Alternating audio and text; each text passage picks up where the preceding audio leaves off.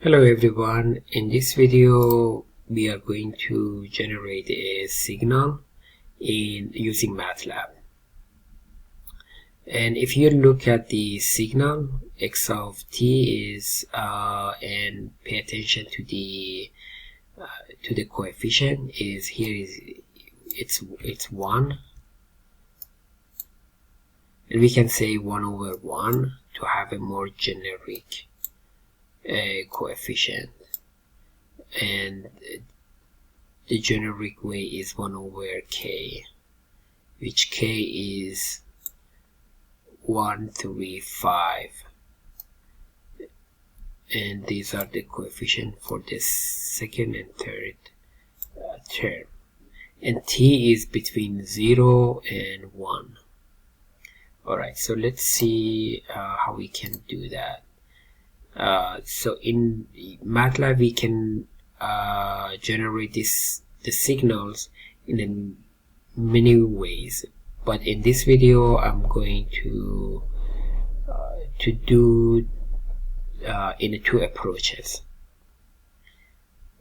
So the 2 approaches, let's start with the first one, using for loop.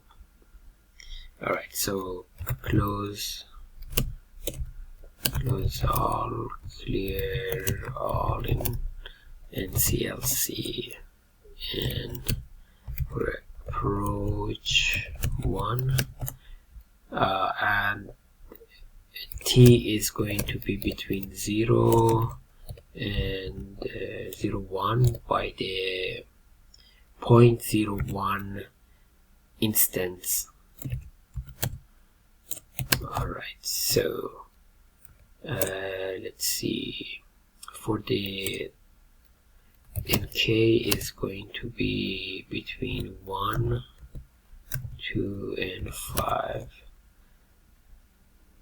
Basically I can define k in the for loop, so we don't need k defined here, and we need a signal of zeros between x is with this line is array of zeros, length of t. Alright, so for loop k is equals to 1 between 1 to 5, and the k is here is the 135. Alright, so let's see how we can here we have x equals to x plus 1 over k times sine 2 times pi times k times t. Alright, and I'm going to display or plot this signal, and for this plot we are using plot function with the x 2 parameters. Alright, so let's run the code. Alright, so this is our signal. So now let's do the more efficient way of generating this signal. Approach 2. So I'll do again generating t, and again with the different variables. t2 equals to between 0.01. Alright, so for this approach I'm not going to use a for loop, and instead I'm using a matrix. So for the matrix, we can use a row vector and column vector, and this is the same as the signal. Let's see how we can do that in a more efficient way. So here we define k equals to 1 to 5 and x.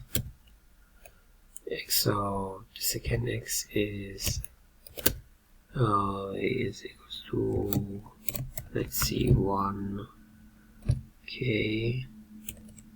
So because this is a array, we have to use a dot divided by k times sign and 2 times pi times k, and here k is, we are using column vector, which is with this character, and times t. Alright, so, and I'm plotting the second signal by t2 and x2, and let's see if we get the same result as the top one. And as you see here, is exactly the same signal with a less code and more efficient way. Thank you.